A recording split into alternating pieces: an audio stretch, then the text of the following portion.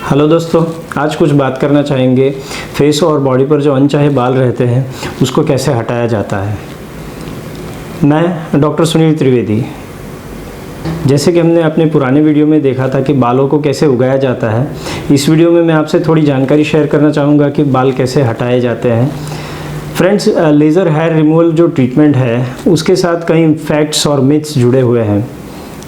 लोगों को दिमाग में अभी भी नहीं बैठता है कि ये कैसे किया जाता है, कैसे ट्रीटमेंट होती है और क्यों ये ट्रीटमेंट किया जाता है।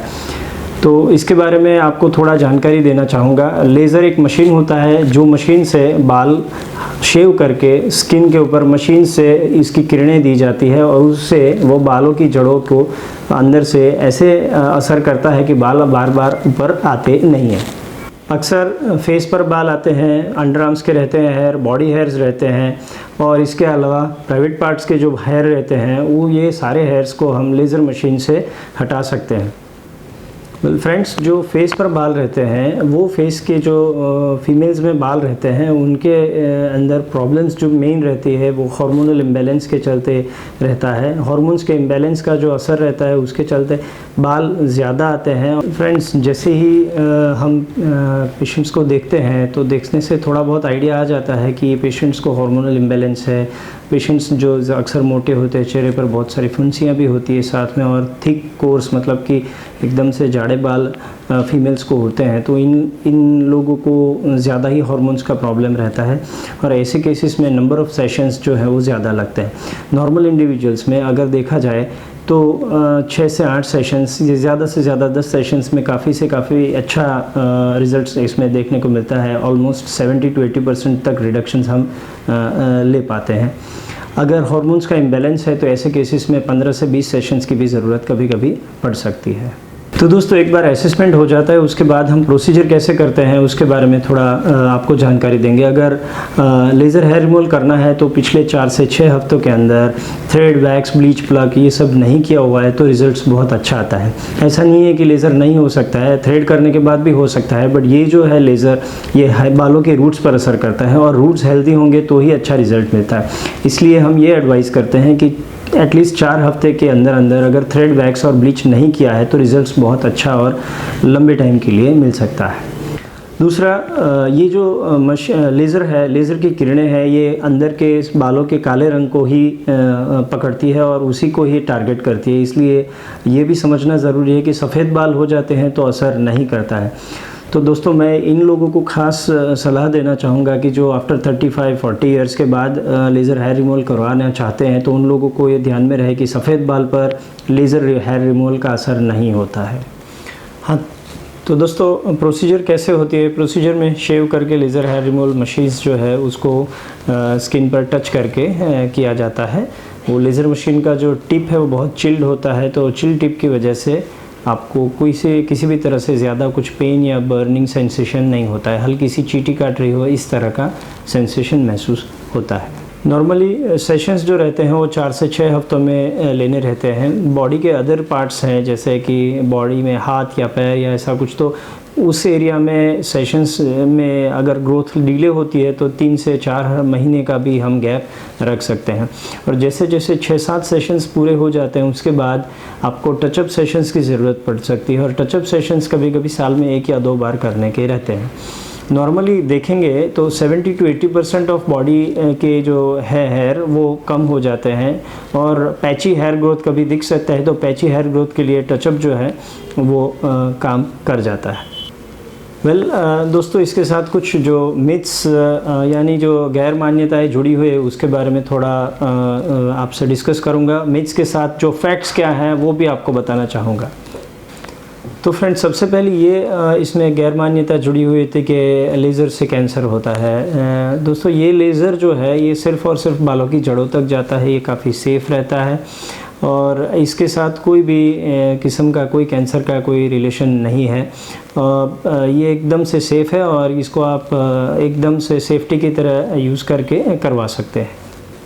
दूसरा, लोगों को एक गैर समझ रहती है कि लेज़र जो है ये पेनफुल ट्रीटमेंट रहता है लेज़र से कभी कभी पेन की वजह से बर्न्स हो जाता है। तो ये जो सारी चीज़ें हैं वो भी एक गलत है। अभी जो नई मशीन्स आई है उसकी टिप्स बहुत अच्छी है, चिल टिप है और टेम्परेचर बहुत अच्छे से वो कंट्रोल करती है और बिल्कुल बर्न्स के चांस नहीं रहते हैं।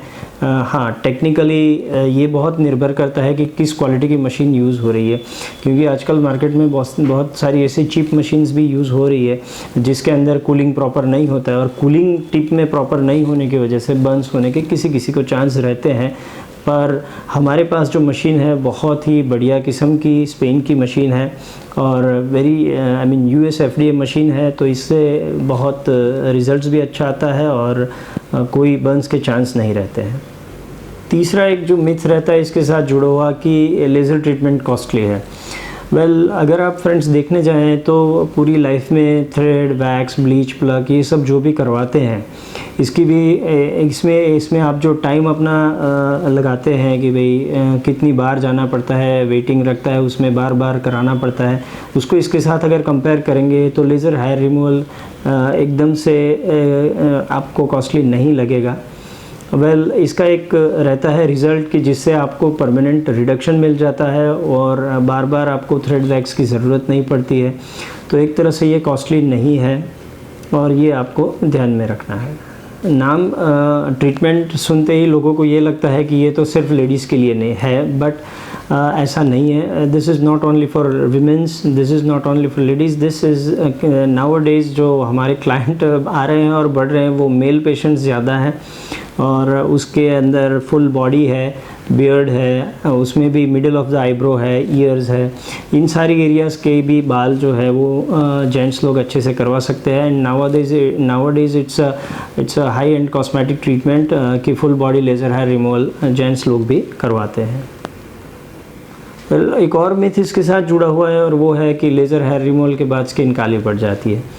ये जो मशीन है ये सिर्फ़ और सिर्फ बालों की जड़ों में रहे काले कलर को हटाने का काम करता है, काले कलर्स को टारगेट करता है और उससे बाल हटते हैं।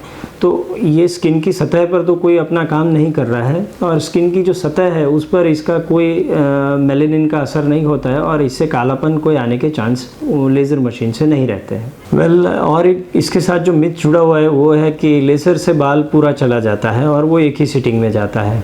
तो मैंने जैसे आगे बताया कि हेयर जो है उसकी एक लाइफ साइकिल होती है, उस हिसाब से बाल आते हैं और उस हिसाब से हमें लेज़र करना रहता है। इसलिए इसमें 4 से 6 सेशन, किसी को 8 से 10 सेशन की ज़रूरत रहती है। पर ये जो भी रहता है सेशन ये आपके बालों को 60, 70, 80% तक कम कर देता है। That also depends on your hormonal profile, body के हार्मोन्स के साथ जुड़ा हुआ है। तो ये इसमें परमानेंट हेयर रिडक्शन हो जाता है, एकदम से बाल आना बंद नहीं होता है और जो भी थिकनेस है कम होती है, डेंसिटी भी कम होती है, अप टू 80% तक कम हो सकती है।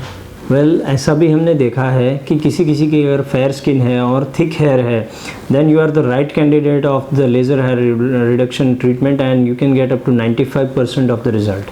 हाँ, पर ऐसा भी है कि डार्क स्किन है और थिन हेयर है then you are going to get 60-70% result.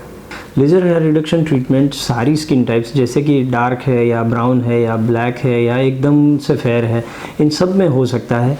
खाली जो भी इसमें डिफरेंस ट्रीटमेंट में थेरेपिस्ट लेवल और डॉक्टर लेवल पे ये रहता है कि उनको समझ में आना चाहिए पैरामीटर्स क्या देने हैं। जितनी डार्क स्किन है उसके अंदर पैरामीटर्स थोड़े कम रखने होते हैं और पैरामीटर्स कम रखने से रिज़ल्ट्स में सेशंस में थोड़े ज़्यादा सेशंस की ज़रूरत पड़ सकती है। बट डार्क स्किन्स जो है उसमें हमें थोड़ा सेफली जाना रहता है।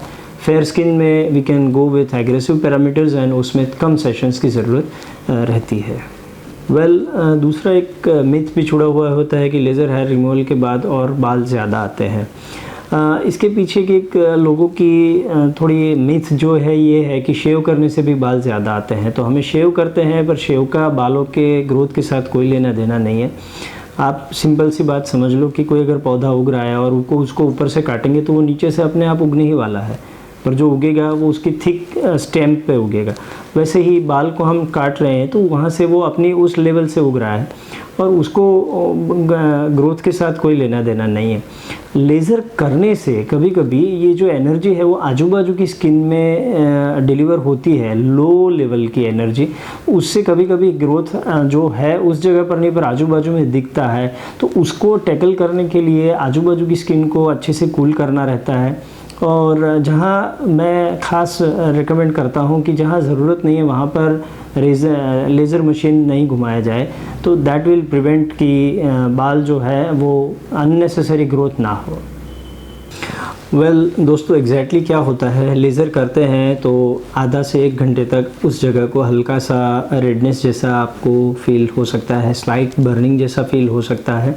वो इसलिए होता है कि जो लेज़र की किरणें हैं वो बालों की जड़ों में जा कर के उसको अंदर से इस तरह से हटाने का काम करती है कि बाल बार बार नहीं आए।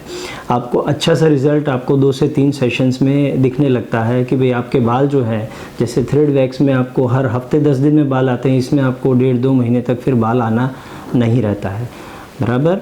दूसरा सेशंस जो है वो लेते हैं, उससे पहले हम मेक श्योर करते हैं कि एटलीस्ट आपके जो पहले ग्रोथ था उससे 50% तक ग्रोथ आ जाए, तो दूसरा सेशन और ज़्यादा इफ़ेक्टिव रहता है। Usually full face laser treatment करने में आधे घंटे का समय जाता है, और अगर फुल बॉडी है तो ये हाई एंड हाई क्वालिटी की जो मशीन्स हैं उसमें 3 से 4 घंटों में आप full body laser hair removal cover कर सकते हैं। उसके बाद क्या ध्यान रखना है, तो आपको जो भी बाल हैं, बाल की स्किन के नीचे के हिस्से में जो भी उसके बचे हुए बाल हैं वो ऊपर आएंगे, तो 2-4 दिन में जो बाल आते हैं या 5 दिन में बाल आते हैं उसको थ्रेड वैक्स की तरह आपको प्लग करके खींचना नहीं है, वो अपने आप शेड हो जाते हैं। उसको आप छेड़ेंगे तो इन्फेक्शन या फॉलिकुलाइटिस होने के चांस रह सकते हैं, उसको आपको छेड़ना नहीं है।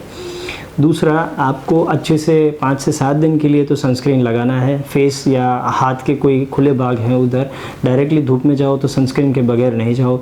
Don't use hot shower, hot bath. कभी कभी अभी ये भी हमें क्वेश्चंस मिलता है कि सर हमारी लड़की जो है ये 12 साल या 13 साल की है तो क्या हम करवा सकते हैं। हाइपोथेटिकली ऐसा अगर देखेंगे तो इसमें हार्मोन्स जो है वही हेयर को उगाता है और उसी की वजह से हेयर आते हैं। तो हम ये खास पूछते हैं कि मेंस्ट्रुएशन जो है वो हो जाता है शुरू, उसके बाद के 1 से 1.5 साल के बाद आप करवा सकते हैं, क्योंकि उसके बाद हेयर्स की मैच्योरिटी आने लगती है, और ये मैच्योरिटी अगर हेयर की है तो ही आपको रिज़ल्ट अच्छा मिल सकता है। तो एक ये चीज़ हम रेकमेंड करते हैं कि एटलीस्ट आप 1 से 1.5 साल वेट करो, जो फर्स्ट मेंस्ट्रुएशन आता है उसके 1 से 1.5 साल के बाद आप लेज़र हेयर रिमूवल करवा सकते हैं।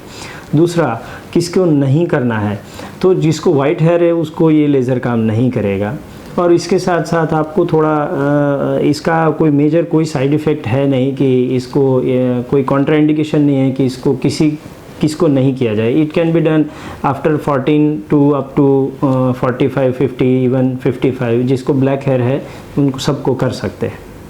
दोस्तों, अगर आपको हमारी ये चैनल पसंद आ रही है और आप और ज़्यादा हमारे वीडियोस देखना चाहते हैं तो कृपा करके हमारे बेल आइकॉन पर ज़रूर क्लिक करें और सब्सक्राइब करें, लाइक करें, शेयर करना ना भूलें।